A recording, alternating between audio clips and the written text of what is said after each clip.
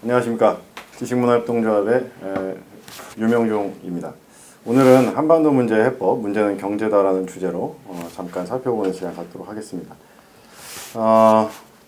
지금 사실 문재인 정부 출범한 이후로 북핵 문제가 단 한 발짝도 나아가지 못하고 있어요. 그래서 아마 코로나 사태가 아니면 사실 지난 총선 같은 결과는 안 나왔을 거라고 생각이 됩니다. 왜냐하면은 문재인 정부가 야심차게 추진했던 정책이 뭐 하나 제대로 된 게 없는 것 같아요.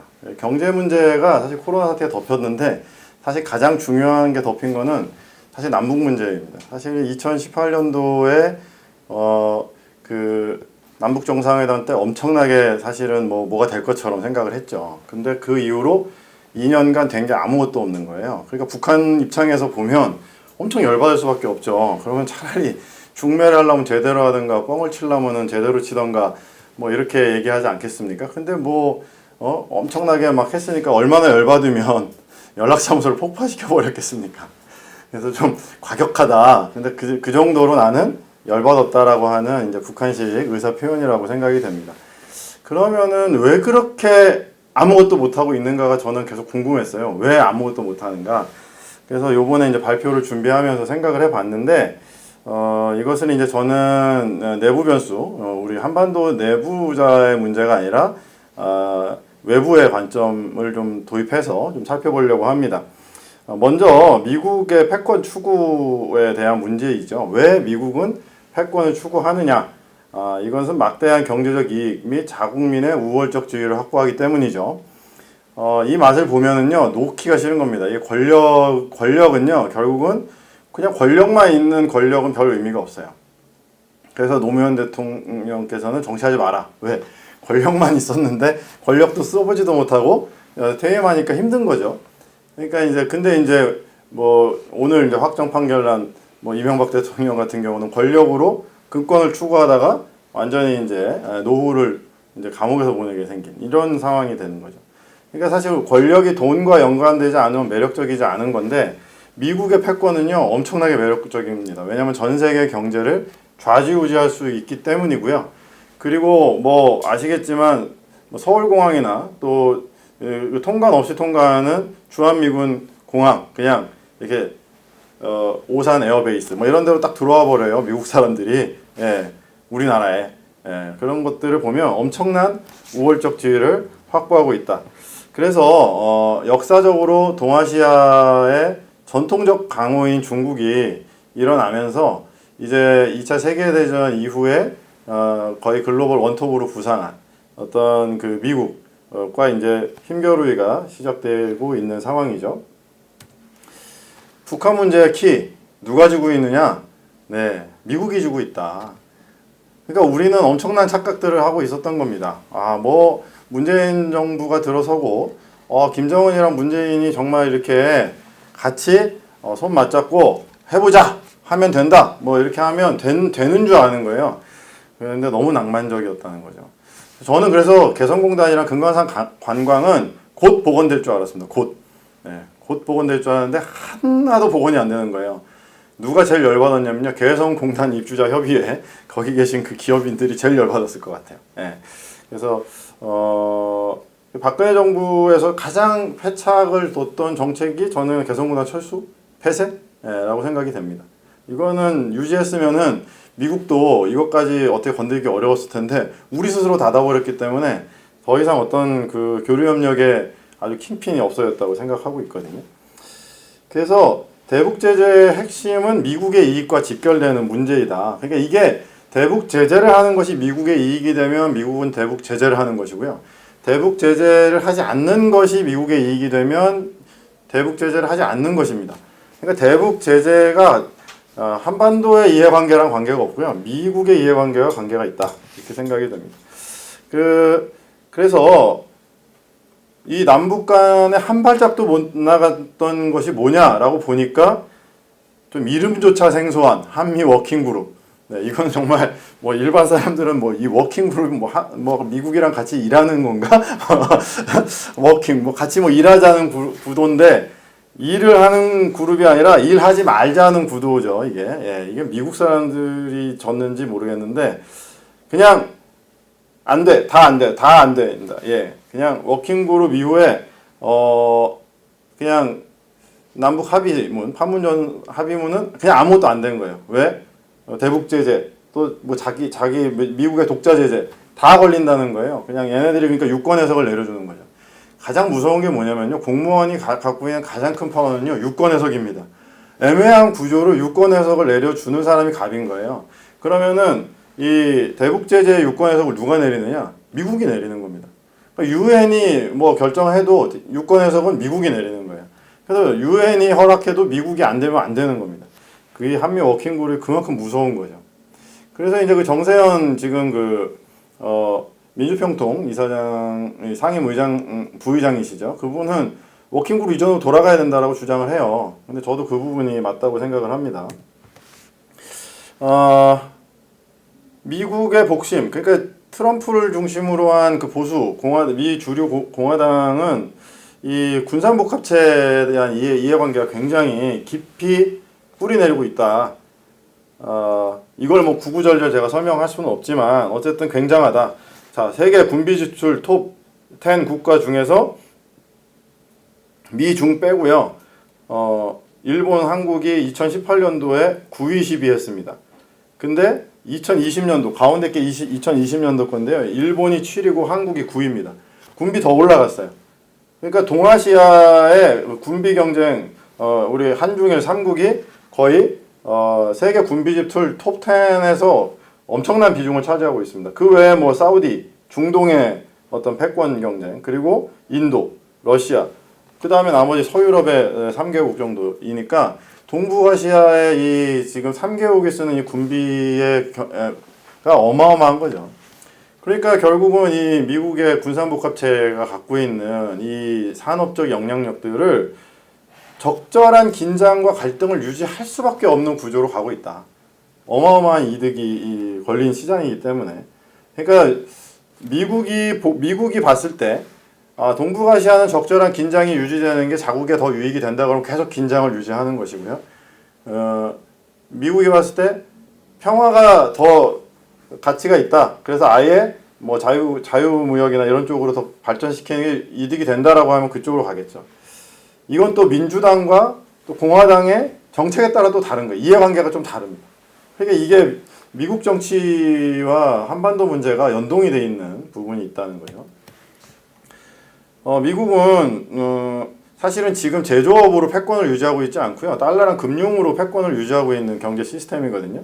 근데 이 달러와 금융으로 패권을 유지하는데 여태까지 그 세계 이제 주요 경제 축 중에서 EU와 일본은 통제가 됐어요.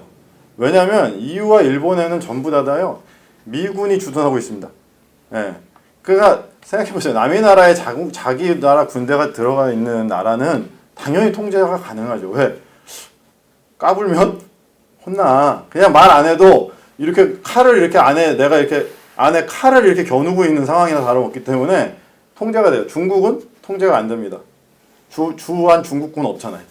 그러니까 중국은 통제 안 되는데 지금 뭘 하고 있냐면은 위안화의 비중을 보시면은 여기 거래량 비중을 보시죠. 달러 거래량이 올라가는데 유로랑 엔의 외환시장 거래 비율은 낮아지고 있죠. 그러는데 위안화 비중은 올라가고 있습니다. 이것은 중국은요. 한번 계획하면 한 30년씩 계속 밀어붙이는 구조예요. 위안화 국제결제나 국제통화는 지금 2020년도 통계 보시면은요. 이거보다 훨씬 더 증가했을 거고요. 코로나 사태에서 가장 빨리 플러스 성장률로 올라간 국가가 사실 중국입니다. 지금 사실은 이제 미국과 중국의 어떤 패권 경쟁에서 아직은 중국이 게임이 안 되는데 무섭게 치고 올라가고 있고 특별히 중국이 뭘 하고 있냐면 금융시장 개방을 준비하고 있고 위안화 국제결제 비중을 높이고 있어요. 사실은 그 1대1로 정책에서 수혜를 받는 그 중앙아시아나 동남아시아는요 위안화 직접 결제가 굉장히 많이 가고 있습니다. 그러니까 미국이 중국에 대해서 예민하게 갈 수밖에 없다. 네. 그래서 사실 이 한반도 문제의 또 중요한 한 축이 사실은 중국이죠. 여기 중국군의 배치도를 보시면요, 이 베이징으로 선양, 그죠? 우리 동북 삼성 지역의 선양, 베이징, 진안, 난징 이게 전부 다 한반도에 대한 방어 라인입니다. 왜냐하면 이 진안군구가 평택이랑 570km밖에 안 돼요. 근데 평택 미군 기지는요, 제가 가보니까요, 육로로는 이렇게 진입하기가 굉장히 어렵고요, 해상으로 진입을 하는데 거의 완전히 그 콘스탄티노플 같아요. 그러니까 이스탄불 같아요. 이스탄불이 엄청난 요새거든요. 바다 쪽으로 쫙 막혀 있고 육지로 통로 딱 하나밖에 없어서 거기 막으면 못 들어가는, 그러니까 천년의 요새였습니다. 이 이스탄불이. 근데 그 평택항 미군 기지가 딱 그렇게 돼 있어요. 바다 딱 돼 있고 육지 딱 막혀 있습니다. 그러니까 그리고 막 비행기가 막 날아다니고, 그리고 이제 수심이 깊어가지고 구축함들이 막 이렇게 정박할 수 있는 거예요. 중국 입장에서는요, 그냥 중국이 다 목줄 딱 대고 있는 겁니다. 왜? 중국의 양대 도시가 베이징이랑 상하이인데요, 양쪽으로 다 견제가 가능한 데가 평택이거든요. 어마어마한 거죠. 그러니까 사실은 중국의 최정예는 선양군구, 진안군구, 최정예는 이쪽에 배치되어 있습니다. 왜냐면 유사시에 칠 거다 이런 거거든요. 그러니까 미국 입장이나 중국 입장에서는 예민할 수밖에 없는 구조고요. 한반도 주변에 사실은 뭐 제가 봤을 때 전 세계의 주요 전력은 다 그냥 한반도 주변에 다 몰려 있다, 이렇게 봐도 과언이 아닐 정도입니다. 그래서 사실 이 부분이 미국 입장에서는 상당히 신경 쓰이는 부분이고, 북한을 그래서 정상화시키고 싶지 않은 부분이 있어요. 북한은 일종의 버퍼거든요. 이게 중국도 어떻게 하기 어렵고 굉장히 애매한 부분이기 때문에 그냥 이대로 놔두는 게 미국 입장에서는 영향력 유지하기가 더 유리하다고 지금은 판단하고 있는 것 같아요. 그래서 지금 우리의 전략이 지금 과거에는 이렇게 북방삼각, 남방삼각으로 됐는데 지금 이렇게 가지가 않죠. 왜냐하면 우리나라가 중국과의 교역 비중이 70%예요. 그러니까 이 경제 연동. 그리고 뭐 아시겠지만 원화랑 위안화가 같이 갑니다. 그러니까 달러랑 같이 가지 않고요, 우리는 위안화랑 같이 가요. 그러니까 지금 중국과 상당한 부분의 지정학적인 문제로 경제가 연동이 되어 있기 때문에 사실 우리가 지금 경제적으로 더 많은 쪽으로 교류하는 게 이쪽이 아닙니다. 한일이 아니라 중국과 러시아 쪽이 사실은 우리 대한민국이랑 교류가 훨씬 더 많아지고 있어요. 그렇기 때문에 이런 구도는 우리나라 입장에서는 맞지가 않는 겁니다. 그러니까 이 구도로는 불가능. 이 구도로 가야 되는데 이런 식으로 했던 게 노무현 정부의 구상인데요. 이거 말이 안 되죠. 어떻게 미국을 갖다가 5개 나라 중에 하나의 테이블로 됩니까? 이거 아니고요. 제가 그림을 못 그려서 미국은 여기에 있는 상수고 나머지 중국이 있고 러시아가 있고 이렇게 이제 되는 거죠. 그래서 그냥 신동부가 균형은요, 상수는 미국으로 놓고 그 다음에 중국, 일본, 그리고 이제 북한, 이런 식으로 이제 우리가 비중을 둬야 된다. 참 미안하고 안타까운 얘기지만 정말 남북 간에 직접 할 수 있는 그 버퍼가 생각보다 없구나, 이걸 좀 보게 됐습니다. 그래서 대안은 뭐냐? 워킹그룹 이전으로 회귀하자. 워킹그룹 폐기 안 해. 이제 워킹그룹 안 할래. 이렇게 하면은 미국이 화내가지고 우리한테 손해를 주면 어떡하지? 뭐 이런 게 굉장히 많이 깔려 있는 거예요. 그래서 근데 저는 좀 이해가 안 가는 게, 뭐 이인영 같은 뭐 중진급 의원도 막 통일부 장관 가고 뭐 이랬는데 전혀 이게 뭐 소리 소문도 없다. 도대체 뭐 하고 있는지 알 수가 없다. 그래서 이제 제가 봤을 때는 제일 현실적으로 그냥 있는 대로 소리 잘 내는 분이 뭐 정세현 그분인 것 같아요. 그래서 하여튼간 판문점 선언의 주요 내용은 했는데 이쪽이 하나도 안 된 거예요. 상호교류 활성화, 남북관계 개선, 이거 하나도 안 된다. 민간 차원에서도 인도적 지원이라도 하자 이런 거죠. 근데 그것도 통일부는 그러니까 통일을 지원하는 기관이 아니라 통일 규제 기관이잖아요. 한미 워킹그룹이랑 통일부는 거의 비슷한 역할을 한다고 생각이 됩니다. 그래서 민간에 대한 규제를 하고 있으니까. 그래서 일단 저는 개성공단 금강산 관광 요구 재개하고 철도 도로 연결 사업은 해라는 겁니다. 그리고 북미 대화에서 한 게 뭡니까? 2가지죠. 딱 2가지. 북비핵화랑 체제 보장. 비핵화하면 체제 보장할게. 체제 보장 확실하게 하면 비핵화할게. 딱 2가지 문제밖에 없었어요. 근데 누가 먼저 할래? 네가 먼저 할래? 내가 먼저 할래? 이거 갖고 싸우다가 아무것도 못한 거죠. 그래서 지금 이 부분도, 근데 미국은 그냥 비핵화는 명분이고 어차피 너네가 영구랑 다 폭파한다던 우리는 안 믿어. 니네가 북한을 다 속을 다 까집어도 우리는 안 믿어. 뭐 이렇게 가기 때문에 사실은 미국 입장에서는요, 정상화나 체제 보장에 대해서 별로 관심이 없다. 예, 저는 그렇게 생각합니다. 예, 통일한국 대비 경제 효과에 대해서는 앞서 발표하신 분이 우리 잘 말씀해 주셔서요. 다 말씀드릴 필요는 없겠고요. 요거 하나. 북한에 지하자원이 있는데 이제 히토류 부분이 굉장히 중요한 이슈 중에 하나예요. 그래서 북한에 근데 히토류도 많이 있습니다. 그래서 이 지하자원 개발 문제가 상당한 이슈고 지금 중국계 기업들이 많이 진출하고 있는데 미국계 기업들도 관심을 갖고 있는 것 같아요. 네, 그래서 이런 부분에 대해서 좀 매력적인 투자처로 부각시킬 필요는 있지 않을까.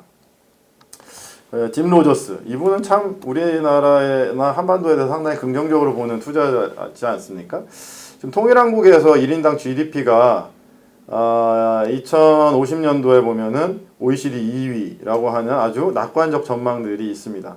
근데 이런 것들이 그 뭐 골드만삭스 이런 데서 나오는 자료들이기 때문에 그냥 뭐 무시할 수는 없는 그런 자료들이라고 생각해요. 그만큼 그 교역의 변화 보십시오. 이 대북 교역액이 그냥 우리나라, 중국, 일본 전부 다 엄청나게 올라가고요. 통일 편익도 많이 올라갑니다. 고용 증가, GDP 증가 뭐 이런 것들이 이미 다 자료로 나와 있는 부분이기 때문에 그렇고요.